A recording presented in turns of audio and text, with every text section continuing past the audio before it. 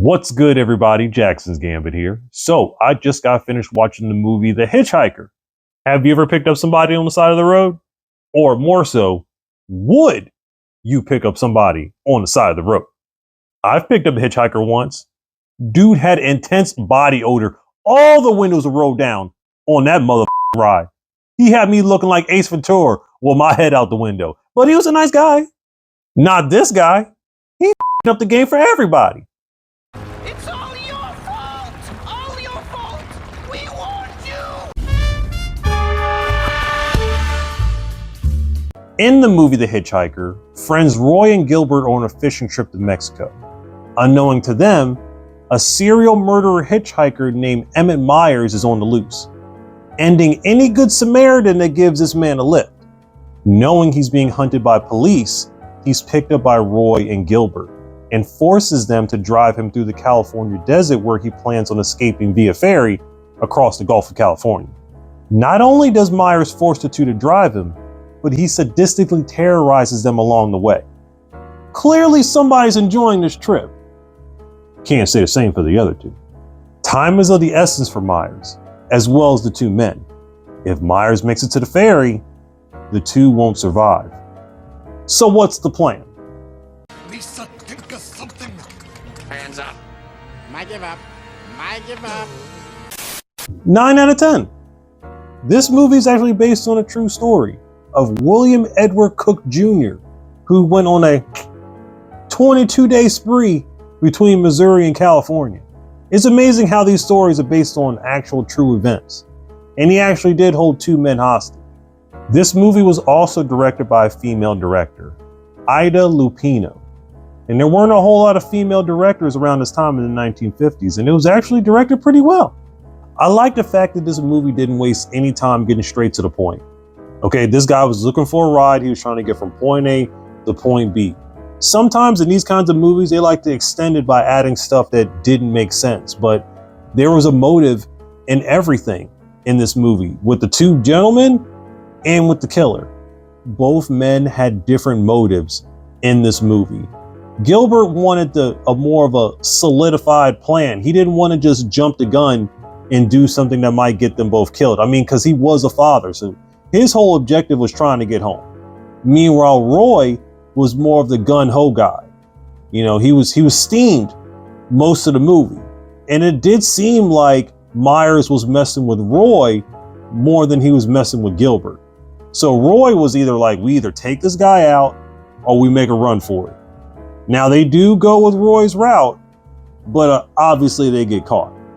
Another thing that stood out was the fact that the killer had one eye that never closed.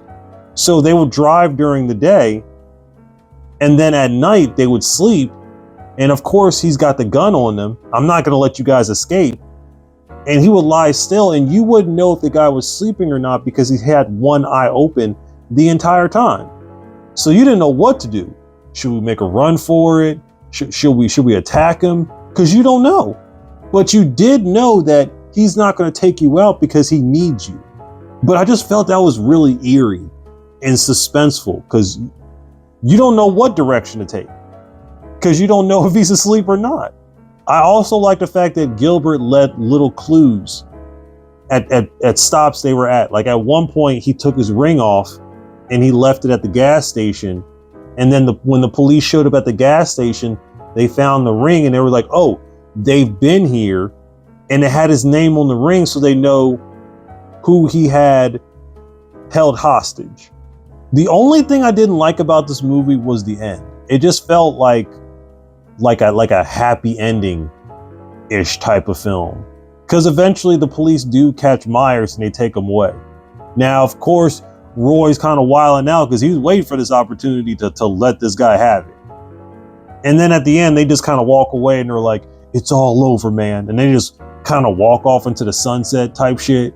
So I figured, I'm like, out of everything that y'all went through, they just take this guy away? If this guy has been terrorizing me for days, forcing me to drive him through the desert, messing with my head, making me do stuff that I don't want to do, I'm hoping this guy gets shot. So it wasn't a very fulfilling ending because of everything that these guys have gone through, all you did was just take this guy away. I'm gonna be straight up. I want this guy gone. I will admit at the beginning, I did get a little bored, but when they got to maybe about, I want to say 20, 30 minutes through the movie is when it really started to catch steam. In this movie, I really felt the sense of urgency in this film. This man trying to get to this fair and get out of here as soon as possible. Everything starts falling apart and then he starts to stress out. He's not thinking clear. He still owns the gun, but he's not thinking clearly. Most of these black and white films are kind of shorter than they are now. A lot of these movies these days, they always got to be 2 hours, 2.5 hours, almost 3 hours. But these older movies are shorter and they get straight to the point. I feel like we need to go back to that a little bit. No one's going to get mad if a movie is 1 hour and 30 minutes long. It's a nice condensed film.